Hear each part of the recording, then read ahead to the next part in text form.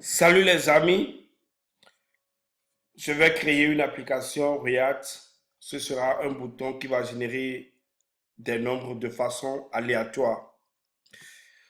Nous allons utiliser le site codesandbox.io. Ce site nous permet de créer des applications React en ligne. Sans plus tarder, je vais cliquer sur Open the Editor.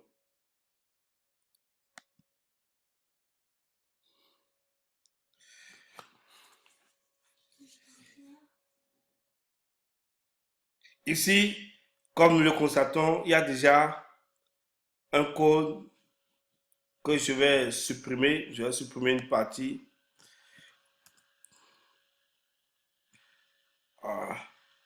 Nous n'avons pas besoin de ce que j'ai supprimé.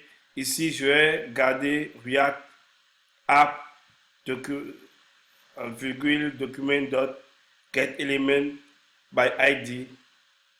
Ceci nous permet de pouvoir mettre notre application en ligne, de pouvoir nous connecter à l'ID ou bien ID ici et de pouvoir mettre ça sur notre page. Donc, je vais garder notre render en bas ici. Ce qu'on va faire, on va commencer. Ici, nous avons nos fichiers. On n'a pas besoin de hello.js. Je vais supprimer. Notre fichier index.html. Je vais garder puisqu'on a besoin de nous connecter à ce ID en anglais ou bien ID en français pour pouvoir mettre notre application en ligne. Ici, comme vous allez le voir, nous avons ce qu'on appelle package en anglais. Nous avons React-DOM, ce qui nous permettra de pouvoir mettre notre application en ligne, de voir notre application sur une page internet. Donc, je vais repartir au niveau de notre fichier index.js.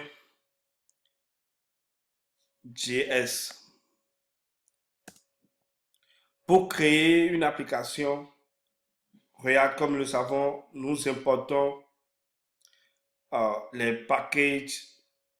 Donc ici, nous avons importé React, nous avons importé aussi React-DOM. Donc sans plus tarder, je vais créer une autre classe app extend React. React c'est en anglais et pour les francophones que nous sommes, c'est React Component.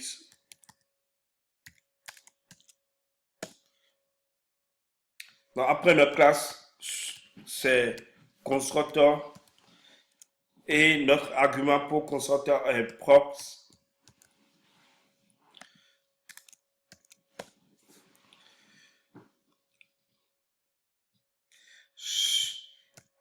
Je vais mettre notre super prend aussi comme argument props. Je vais mettre le point virgule.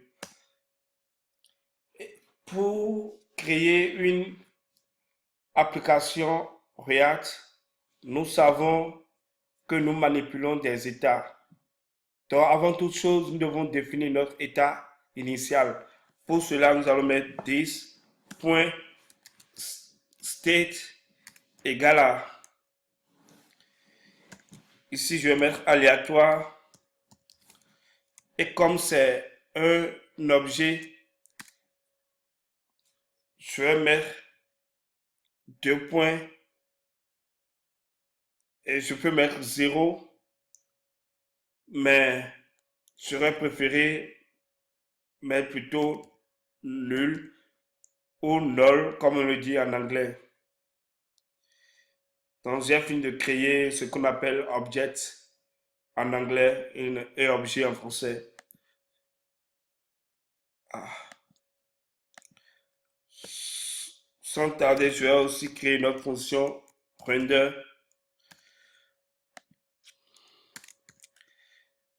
Notre fonction render doit retourner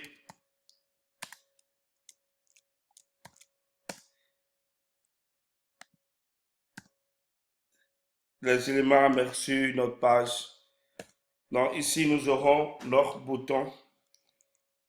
Donc je vais mettre div d'abord.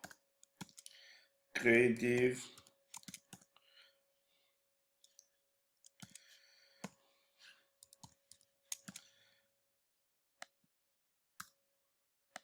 Vous allez constater qu'à côté, la fenêtre se rafraîchit au fur et à mesure que je suis en train de taper.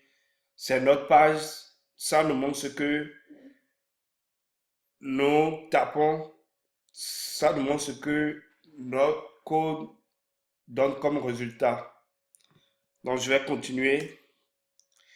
Je vais mettre notre bouton maintenant. Bouton. Bouton. Et nous avons un bouton maintenant. Ce que je vais faire, je vais mettre cliquer ici sur notre bouton. Ok, nous avons cliqué ici. C'est notre bouton. Et comme je le disais tantôt, notre objectif est de pouvoir cliquer sur le bouton et de générer des nombres de façon aléatoire. Donc nous avons notre bouton, mais quand on clique, on n'a aucun résultat. Donc maintenant, on va définir la fonctionnalité qui va nous donner le nombre de façon aléatoire, qui va changer de façon aléatoire. Ici, nous allons mettre notre fonction handle click. Handle click, c'est un mot anglais et puis c'est la combinaison de deux mots anglais. Handle, ça veut dire manipuler. Donc, c'est la fonction qui va nous permettre de pouvoir avoir nos nombres de façon aléatoire. Donc, je vais définir la fonction. Ici, ce qu'on va faire, d'abord, on va définir notre euh, le maximum. Donc, je vais faire const max égale à 100. Mon désir est d'avoir le maximum à 100, le minimum à 10. Comme vous le constatez, j'utilise const parce que actuellement c'est JavaScript ES 2015 qui est en vogue. Déjà, il me semble que ES 2016 est déjà disponible, mais j'utilise 2015. Ça me permet de ne plus utiliser var et d'utiliser const. Pour là, j'ai défini notre maximum et nous avons le minimum qui est 10. Ce que je vais faire, nous allons maintenant définir le nombre, ce qui va nous donner le nombre de façon aléatoire. Donc, je vais mettre let nombre égal à. Maintenant, je vais faire appel à des méthodes, comme le dit dans le jargon technique de JavaScript, math.flow. math ou bien math.floor nous permet d'avoir des nombres entiers. Et ça va prendre comme argument math random qui nous permet d'avoir des nombres de façon aléatoire. Maintenant, je vais faire multiplier par, en parenthèse, maximum moins minimum plus minimum pour que les nombres qui me seront donnés de façon aléatoire ne soient pas à moins de 10 et au-delà de 100. Donc, j'ai fini. Là, ce qui reste maintenant ici, nous avons au départ notre état initial. Mais quand on va cliquer, l'état initial va changer. Et cet état initial va changer à quoi? Ça va changer à un état suivant. C'est l'état suivant maintenant qu'on va déclarer, qu'on va mettre ici. Et pour ce faire, on met this.setState.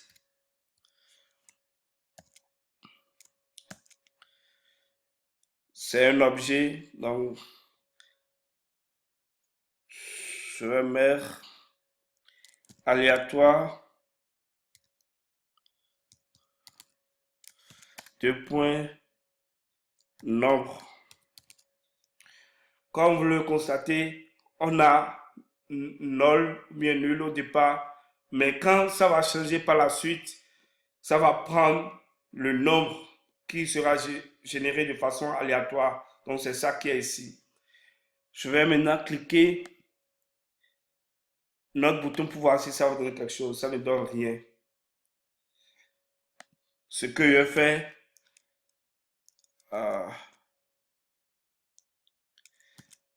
bas ici, je vais définir, je vais mettre un espace.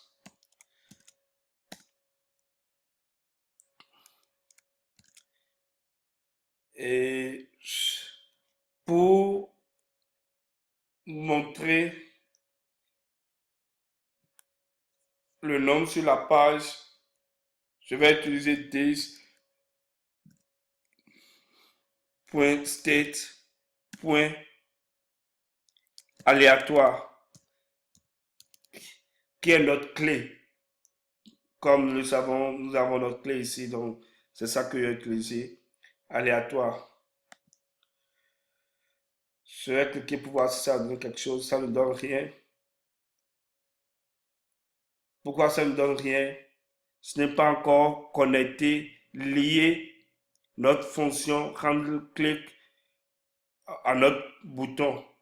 Donc pour le faire, je vais mettre on click égale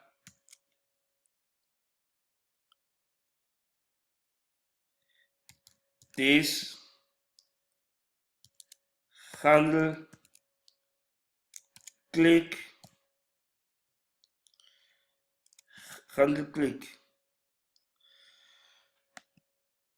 ça ne donne rien toujours.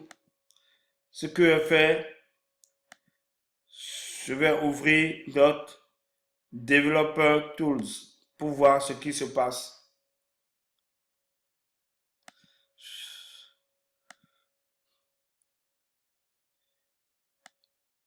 Ok, une fois encore, je vais cliquer. Nous avons une erreur. Type error cannot read properly set state of null. Généralement, nous avons cette erreur parce que nous n'avons pas utilisé la méthode Ben. Nous l'utilisons pour connecter la fonction à notre bouton. Donc ici, si nous mettons Ben,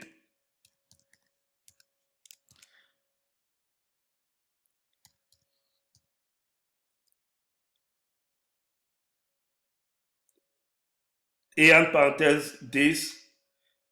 Normalement, ça doit marcher maintenant. Je vais encore essayer. Je vais effacer l'erreur au niveau de notre console. Je vais cliquer sur notre bouton. Oh, on a un nom qui s'affiche. Ok, ça change, ça change, ça change. Là, c'est bon. Je vais fermer notre Developer Tools.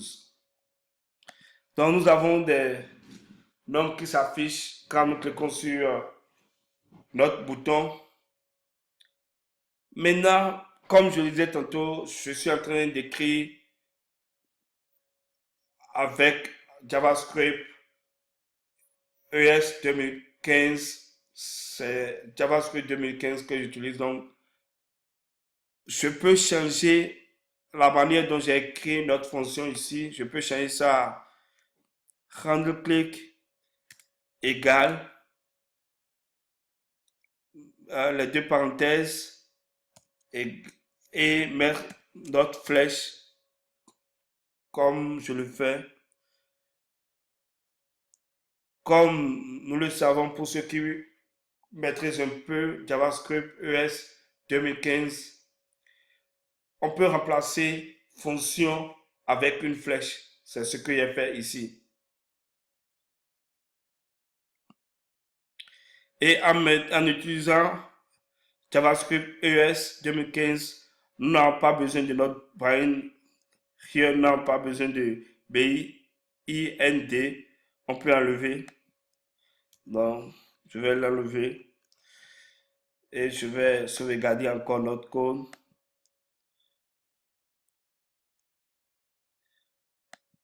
Ok, ça marche. Ça marche, ça marche, ça marche. Donc, globalement, c'est le résultat que je prévoyais. Créer un bouton qui va me permettre d'avoir des nombres de façon aléatoire quand je vais cliquer sur ce bouton. J'espère que j'ai été clair. Si vous avez des questions après avoir regardé cette vidéo, n'hésitez pas à laisser vos questions dans la section commentaires. Je me ferai le plaisir de répondre à vos questions. Merci pour votre attention.